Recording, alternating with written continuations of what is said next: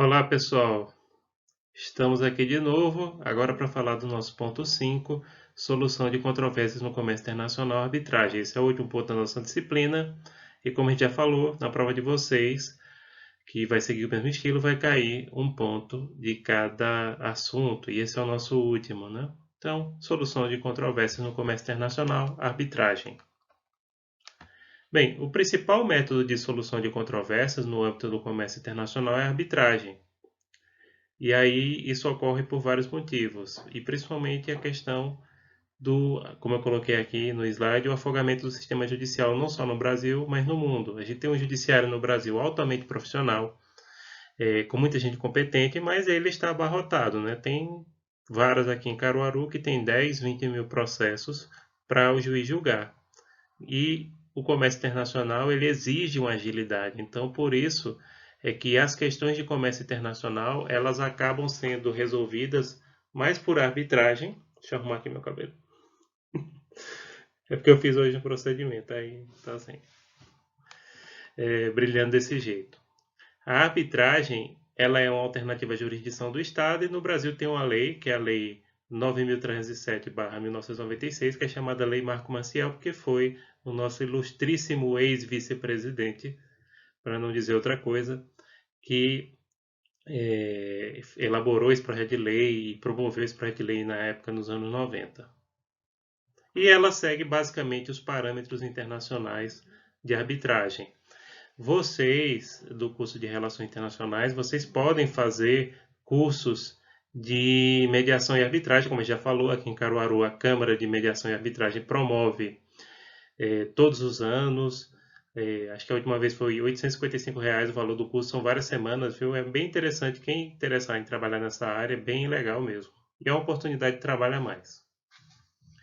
Através da arbitragem, as partes podem pactuar livremente sobre o fato e que seus litígios sejam solucionados por árbitros qualificados e não pelo Poder Judiciário. Ainda que muitos juízes queiram saber tudo, obviamente eles não sabem tudo, né? Então, a vantagem de você ter um árbitro é que ele é geralmente uma pessoa bem especializada naquela área que ele está julgando, sabe? Ele é uma pessoa que conhece bastante aquele assunto. Então, por exemplo, se algum de vocês gostar de comércio internacional e quiser tornar um árbitro nessa área, tem futuro, viu? Vamos prosseguir aqui para outro slide.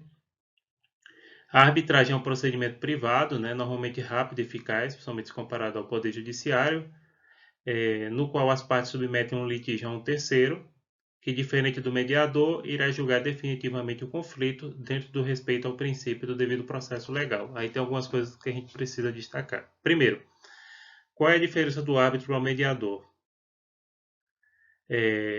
Uma pessoa que tem uma formação de mediação e arbitragem, ela pode desempenhar os dois papéis, seja mediador, seja árbitro. A diferença é que o mediador só dá sugestões para resolver o conflito, enquanto que o árbitro ele dá uma decisão. O árbitro ele é como um juiz, só que ele não tem a investidura do Estado, ele não tem cargo público, ele não recebe aquele belo contra-cheque, né, que os juízes recebem.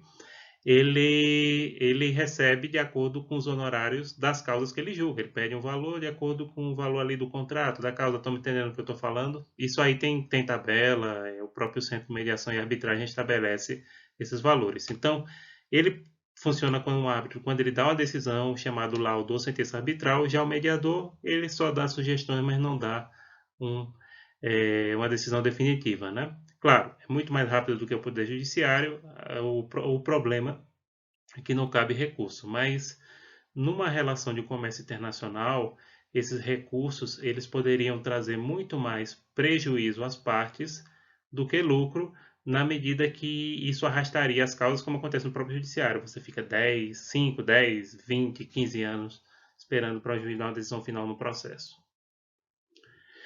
E aí, só lembrando, destacando as vantagens da arbitragem em relação à justiça estatal. Celeridade, ou seja, ela é muito mais rápido. Especialidade, o árbitro é uma pessoa que tem formação específica naquela área. Sigilo, né, também tem essa questão que os judiciários processam não ser aqueles que têm obrigação de sigilo de justiça, mas geralmente são os que envolvem, por exemplo, menores, questões de família, questões empresariais não giram em torno de sigilo e qualquer pessoa pode ter acesso ao processo e, inclusive, participar das audiências, né? Já na arbitragem, não, é totalmente sigilosa. A economia, porque não demora com os recursos, né? Então, não tem essa questão de você esperar, de recorrer, vou recorrer até o fim, né? Vou recorrer até Brasília, dou entrada numa causa em Caruaru, depois um recurso vai para Recife e acaba indo em Brasília, chega em Brasília, vai para o STJ, pode ir para o STF se tiver questão constitucional, isso demora tempo e gasta dinheiro, né? Então, a causa ali que o árbitro já resolve, já faz ali, já dá ali a sua decisão, já economiza tempo e dinheiro também, porque obviamente quando você vai recorrer para outras instâncias superiores e tribunais, você paga mais dinheiro para, inclusive, os advogados.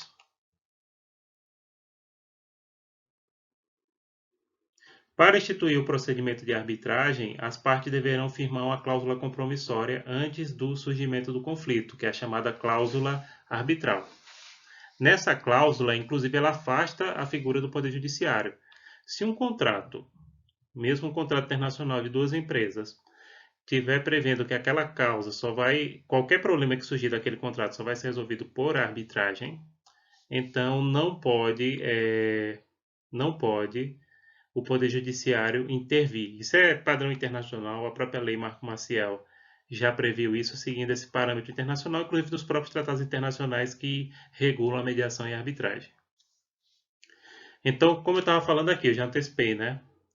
A partir da edição da Lei 9.307 de 1996, a cláusula arbitral passou a ter força obrigatória entre as partes, afastando a intervenção do Poder Judiciário. Então, o Judiciário não intervém quando existe cláusula arbitral, ou seja, o juiz não pode julgar quando se define que daquela situação ali vai haver,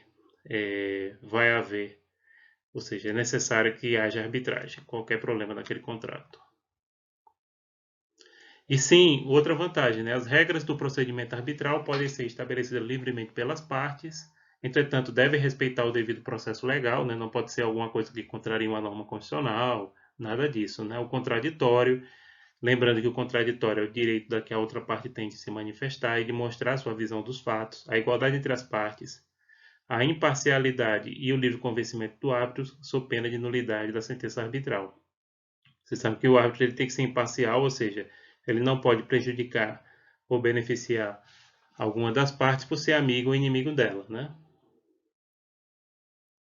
E se houver alguma contradição em alguma dessas coisas, por exemplo, o árbitro for amigo ou inimigo, isso já anula, certo? Então vamos prosseguir. Sim, uma coisa, o procedimento arbitral não necessita de advogado, mas as partes podem constituir um se o desejarem. É interessante, viu? Porque às vezes as partes não têm conhecimento jurídico suficiente, ou em outros casos até têm. Então não é obrigatório, é facultativo. Mas geralmente, quando envolve grandes empresas, tem. Se não tiver um advogado, pode ter, por exemplo, um profissional de relações internacionais que tenha muito conhecimento na área de comércio e também conhecimento jurídico. E é por isso que vocês, no curso de RI, estudam tanto direito, né? Não é só porque é bonitinho, não. É porque vocês precisam ter uma noção jurídica boa, uma base boa jurídica. Inclusive, eu espero, já que eu peguei a maior parte das disciplinas jurídicas de vocês, ter contribuído para que vocês tenham essa base jurídica boa. A sentença arbitral possui a mesma eficácia de uma sentença judicial, inclusive pode ser executada judicialmente. Isso é bem interessante. Ela vale, do ponto de vista normativo mesmo, igual a sentença emitida por um juiz nomeado pelo Estado. E, inclusive, se não cumprir a sentença arbitral, pode pedir ao judiciário que cumpra, né, através de medidas como penhorar bens, ou eventualmente até um caso de prisão, né? Mas aí perceba, isso aqui eu estou falando de uma relação empresarial. Se for constatado a má-fé, alguma situação assim, não é que um árbitro ele pode julgar crimes, ele não pode.